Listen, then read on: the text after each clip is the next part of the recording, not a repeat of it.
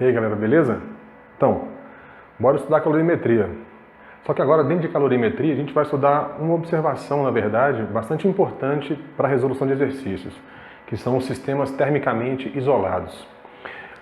Sistema termicamente isolado é um sistema qualquer que a gente adota e considera que somente farão parte das trocas de calor os objetos, os corpos que estiverem dentro desse sistema.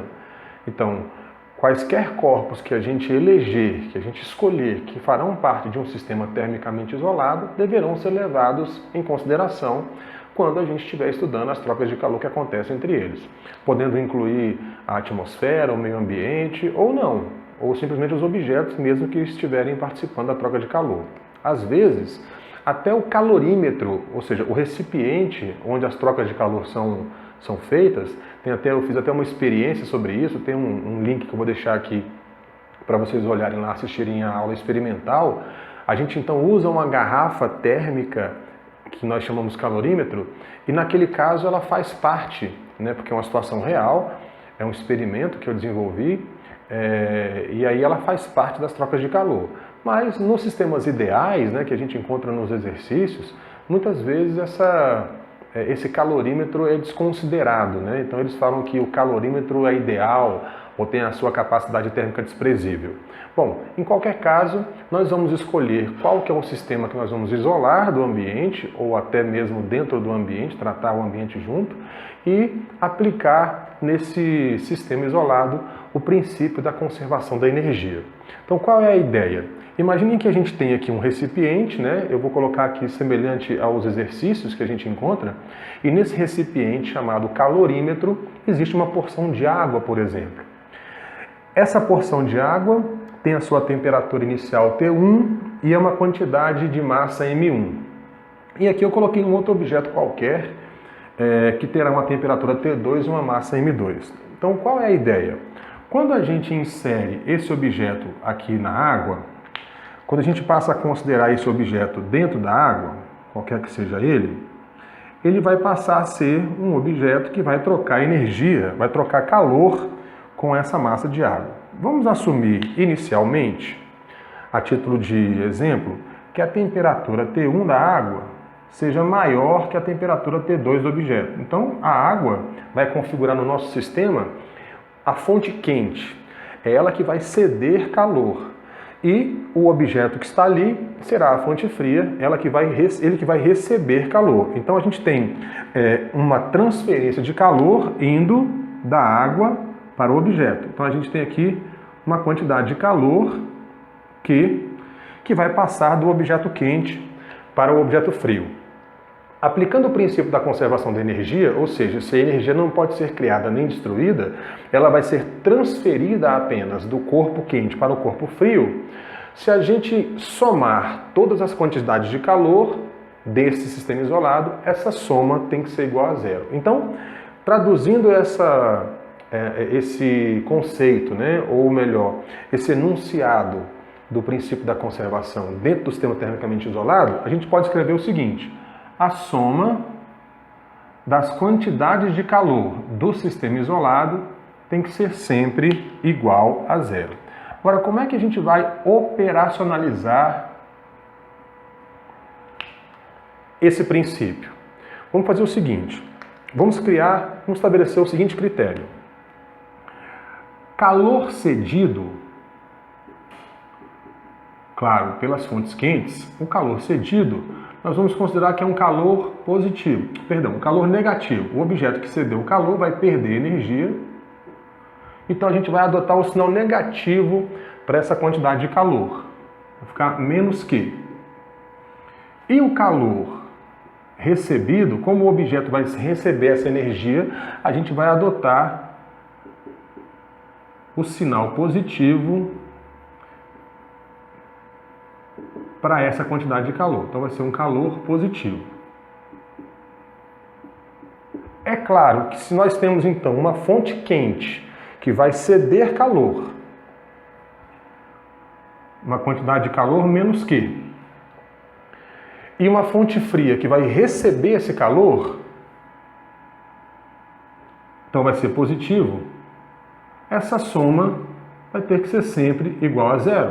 Por quê? Porque o valor absoluto, o valor sem sinal desse calor cedido é igual ao valor sem sinal daquele calor recebido. Então essa soma vai sempre ser igual a zero. Agora um detalhe importante. Nessas quantidades de calor que estão aqui cedidos e recebidos, nós vamos ter que usar aquelas fórmulas para cálculo de calor, do calor sensível, Q igual a mc vezes ΔT, ou Q igual a m vezes L, para quando for calor latente, calor de mudança de estado. Então, quando nós tivermos essa quantidade de calor, ou seja, os objetos que estão participando recebem e cedem calor, e essa transferência provoca mudança de temperatura, o delta de temperatura vai se encarregar sozinho de determinar qual é o sinal da quantidade de calor que a gente vai ter. Então, se o objeto recebeu calor, então a variação de temperatura dele vai ser positiva, porque a temperatura vai aumentar, se ele estiver sofrendo mudança de temperatura. Então, como o ΔT vai ser positivo, a quantidade de calor também será positiva. Agora, se a temperatura diminuir, o objeto cedeu calor e a temperatura diminuiu, se acontecer dele resfriar, a variação de temperatura será negativa, então o Qzão vai sair negativo. Então, quando a gente for somar as quantidades de calor e o calor for sensível, o calor for de mudança de temperatura, essa formulazinha aqui, a gente não precisa se preocupar com o sinal. Ele sairá positivo ou negativo naturalmente de acordo com a variação de temperatura que ele sofreu. Se ele aqueceu, se era uma fonte fria, aqueceu, ele vai ter um ΔT positivo. Então, o Qzão será positivo. Agora, se ele resfriou, se ele era fonte quente e resfriou ao ceder calor, o ΔT será negativo, então naturalmente a quantidade de calor vai aparecer negativa sem a gente pensar nesse sinal. Agora, quando ocorrer mudança de estado, quando eu tiver que colocar esse Q, massa vezes calor latente, aqui no lugar dessas quantidades de calor, aí eu vou ter que ficar atento, por quê? Porque o calor latente, ele vai ter que trazer o sinal daquilo que está acontecendo no sistema. Se o objeto recebe calor para mudar de estado, no caso de uma fusão, no caso de uma vaporização, de uma ebulição, aí são procedimentos, são situações em que a transferência de calor é absorvendo, ou seja, ele vai receber calor para derreter ou vai receber calor para vaporizar. Então a gente vai ter que usar a quantidade de calor latente positiva. Agora, se for o contrário, uma massa de vapor que vai condensar ou uma massa líquida que vai solidificar, então são processos em que a substância, em que o corpo cede calor. São processos, como a gente costuma falar, exotérmicos. Então, recebeu calor endotérmico, cedeu calor exotérmico. Aí a gente vai ter que usar o sinalzinho negativo para o calor latente, para que a quantidade de calor fique positiva ou negativa. Então, frisando aqui, importante, hein? Cada quantidade de calor dessa da soma aqui, ó, ou da quantidade de calor cedida, ou a quantidade de calor recebida, na verdade vai ser uma soma de outras etapas que aconteceram no processo. Pode ser uma mudança de temperatura, acompanhada de uma mudança de estado físico. Então, esses Qs que estão aqui cedido e recebido, eles podem ser várias quantidades de calor transferidas durante um mesmo processo, que podem ser sensíveis em algum momento, ou seja, mudança de temperatura, ou latentes nesse mesmo processo, porque ocorreu uma mudança de estado físico. Bom, é isso aí.